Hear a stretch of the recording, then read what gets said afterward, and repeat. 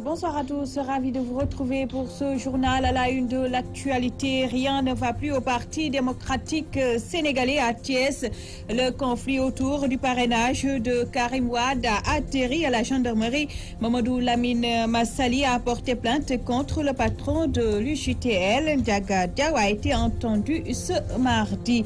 La polémique enfle après la sortie de Pape Malick Sy affichant le soutien de Tivavone à Macky Sall.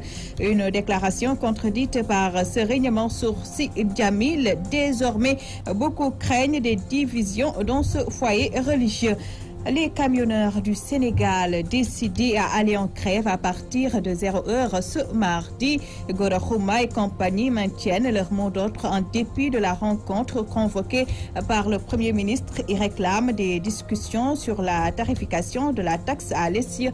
Voilà pour les principaux titres.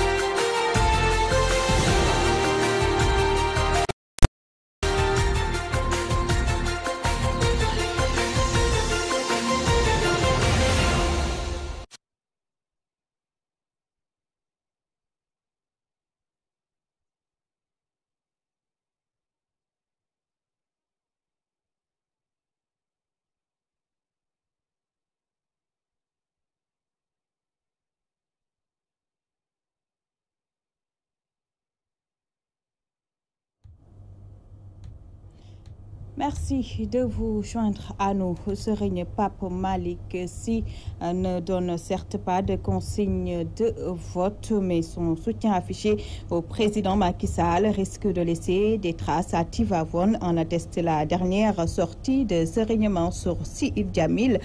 L'opinion surveille désormais la prochaine entrée en scène de Serigne Moustapha Sy, un reportage de Issa Tine à suivre peut-être avant la fin de ce journal.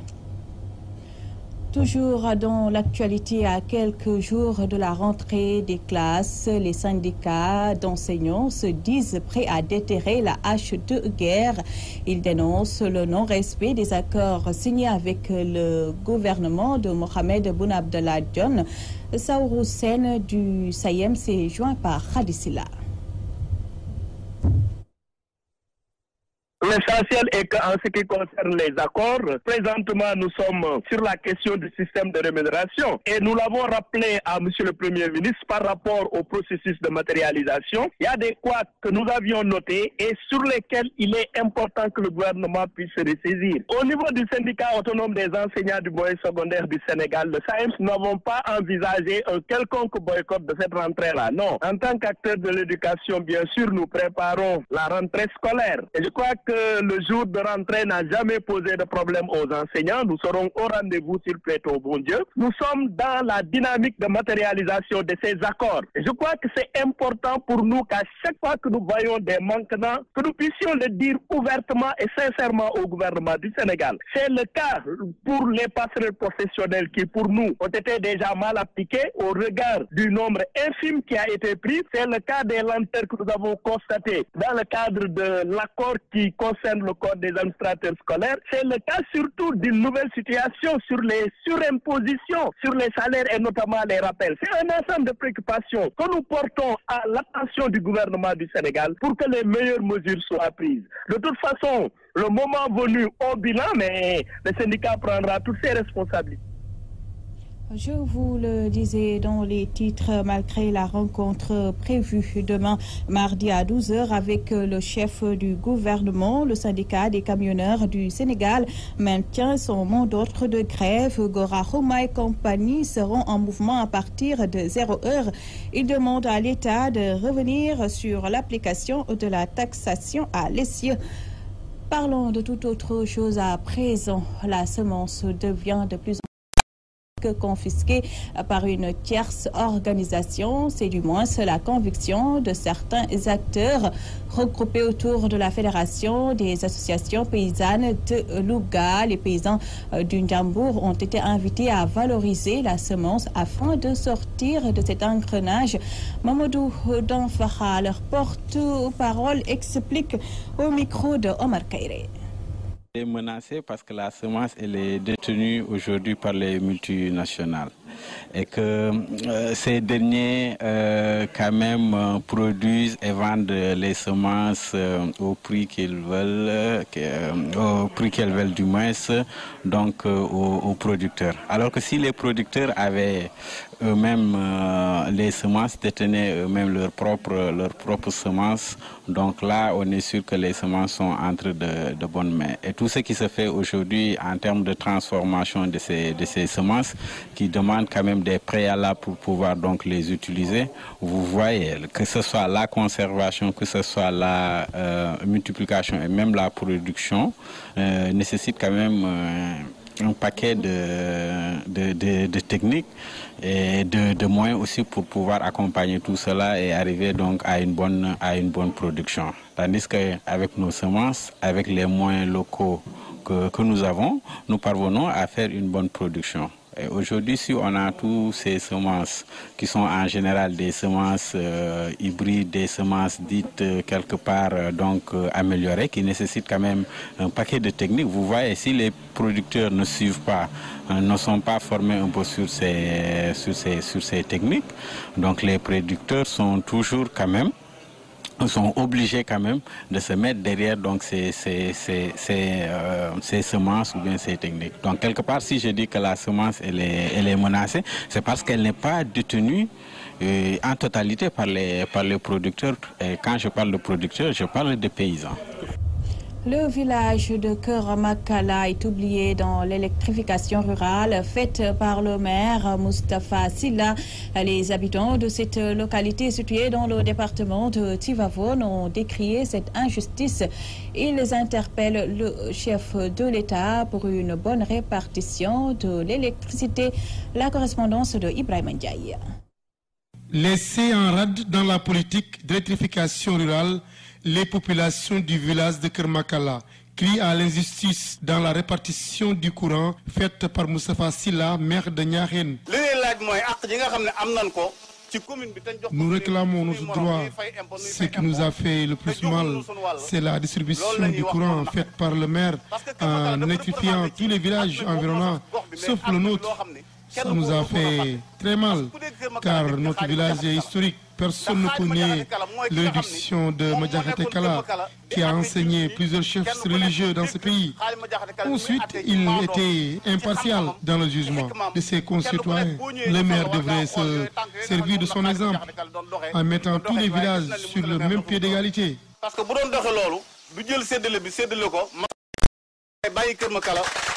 Ces populations du village de Kermakala, situées dans la commune de Niakhène, dans le département de Tivavone, indexent leur maire et s'interrogent sur le pourquoi de cette mise à l'écart de leur village.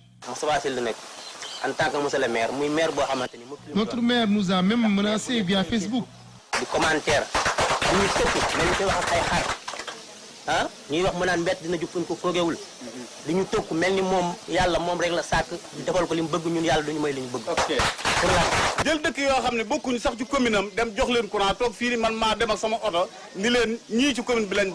Il a pris des villages qui ne font pas partie de sa commune pour les électrifier et nous laisser en rade, alors que notre village fait partie des plus grandes agglomérations de sa commune.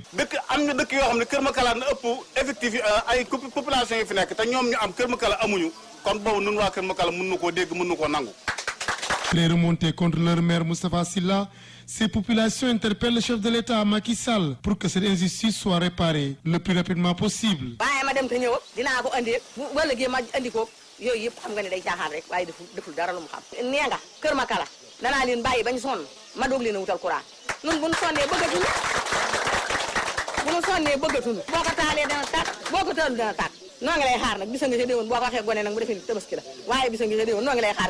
Le maire devrait au moins avoir de la considération à l'endroit de Serigne Saliou Mbacké, ici présent, fils du défunt khalife général des Mourides, Serigne Sidi Mokhtar Mbacké. Ce dernier avait construit une maison ici dans ce village pour consolider les relations de Khali Madiakhaté Kala et Serigne Touba. Je voudrais prendre à témoin le monde entier, plus particulièrement les Sénégalais, pour leur dire nous n'avons pas sorti notre mutisme pour réclamer des courants ou bien pour faire de la politique ou contrecarrer les maires, mais plutôt pour décrier sa façon de distribuer l'électrification au niveau de la localité en laissant raide le village Niarène, Walfadjri Radio TV, Ibrahima Ndiaye. Nous vous l'évoquions aussi dans les titres. À Thiès, rien ne va plus entre le coordonnateur départemental du PDS, Mamadou Lamine Massali, et celui de l'UJTL, Ndiaga Diaw. Le différend entre les deux responsables libéraux a atterri à la gendarmerie et tout est parti du choix du chargé de la collecte de signatures pour le parrainage de Karim Wade. Mamadou Lamine Massali a porté plainte contre le patron de l'UJTL. Ndiaga Diaw a été entendu ce mardi. On va y revenir dans nos prochaines éditions. Parlons à présent de la célébration des 2 ans de la disparition du khalife des Khadres à Diofior. Chérif Sid El Khair, fils du défunt et responsable moral du mouvement Badroul Douja, a profité de l'événement pour lancer un appel à la paix en direction de la présidentielle de 2019. Les détails avec Al-Hassan Ba. Deuxième anniversaire du décès de Cheikh Bounana, khalife des Khadres. Ses disciples et familles ont formulé des prières pour l'illustre disparu. Son fils Sid El Khair, responsable moral du mouvement Badroul Douja, a saisi l'occasion pour un appel à la paix, à la tranquillité pour les joutes de 2019. riir bi Sénégal naka jekk dëkk la bi nga xam ne day dund toujours élection même bu amul te bu jegewul rawatina bu jege. On sait à l'approche des élections, tout le monde est agité, surtout au Sénégal. Mais on demande à tout un chacun de se calmer et de ne rien gâcher. Parce que tout appartient à la nation. On est unis et indivisibles. Donc on ne doit aucunement accepter des agissements allant dans le sens de troubler la stabilité du pays. ñooñu mufsidin lañu te ñaanuñu yàlla kenn kuy dox ci kaw suuf si fii bokk ci ñooñu. Concernant le parrainage, Chérif Sid El Khair donne son avis favorable et appelle ses pairs à soutenir le candidat Macky Sall. ñu ngi koy wax suñu bopp mais di ko wax ci mouvement Badroul Douja ak taalibe yépp ak soppe yi ak mboolem jullit bu ñu dégg. Je le dis au nom du mouvement que je dirige Badroul Douja et à mon nom personnel. Je demande à tous les Sénégalais de parrainer les candidats et surtout à nos disciples et membres du mouvement de porter leur choix sur le candidat Macky Sall. mooy parrainage bi nañ ko def mais defal ko ànd seeg ki nga xam mooy président de la République Macky Sall. 2 ans après la disparition de Cheikh Bounana, khalife des Khadres, fils, proches et disciples comptent perpétuer cette cérémonie de prière à son honneur à Diofior tous les ans. Diofior, Al-Hassan Ba, Demba Thioub, Walfadjri. Je vous le disais en début de journal, Serigne Pape Malick Sy ne donne certes pas de consigne de vote, mais son soutien affiché au président Macky Sall risque de laisser des traces à Tivaouane, en atteste la dernière sortie de Serigne Mansour Sy Djamil. L'opinion surveille désormais la prochaine entrée en scène de Serigne Moustapha Sy. C'est un reportage de Issa Tine. ñemewuñu taxaw wax ni Macky Sall gën ci nit ñemewuñu ko xam nga lu ñu wax dañuy wax ne li mu def Tivaouane benn leader politique mësu ko def.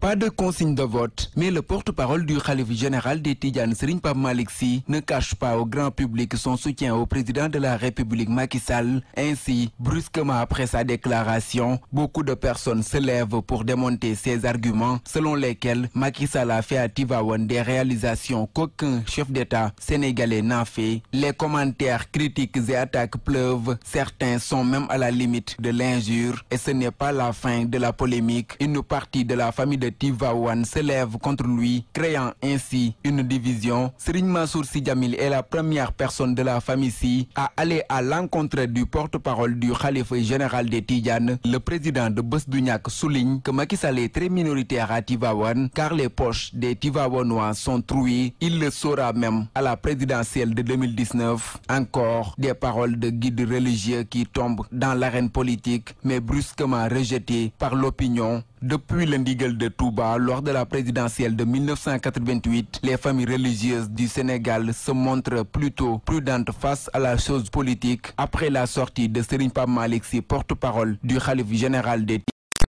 Serigne Mansour Sy Djamil, les observateurs guettent désormais l'entrée en scène de Serigne Moustapha Sy, le guide des Mourtachidines, celui qui n'a jamais caché son opposition au régime de Macky Sall. Reparlons du mouvement d'humeur des camionneurs du Sénégal décidés à aller en grève à partir de 0h ce mardi. Gora Khouma et compagnie maintiennent leur mot d'ordre en dépit de la rencontre convoquée par le Premier ministre. Ils réclament des discussions sur la tarification de la taxe à l'essieu. Gora Khouma est joint par Abdou Khoudous Diallo.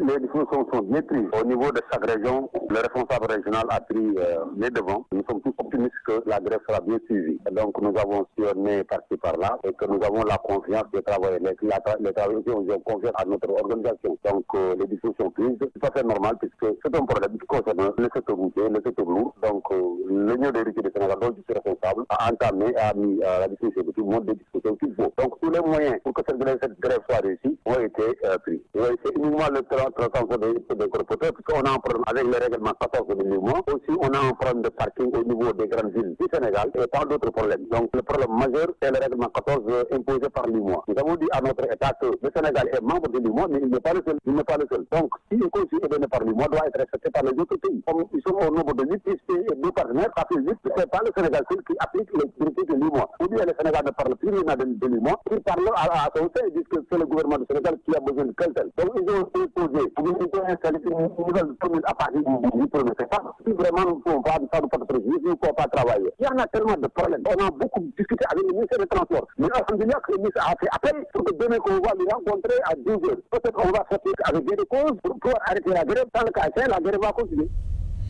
C'était l'édition du 20h. Merci à vous de l'avoir suivi. Dans un court instant, la 4e et dernière partie de l'édition du soir avec Moustapha Diop. Très bonne soirée à tous.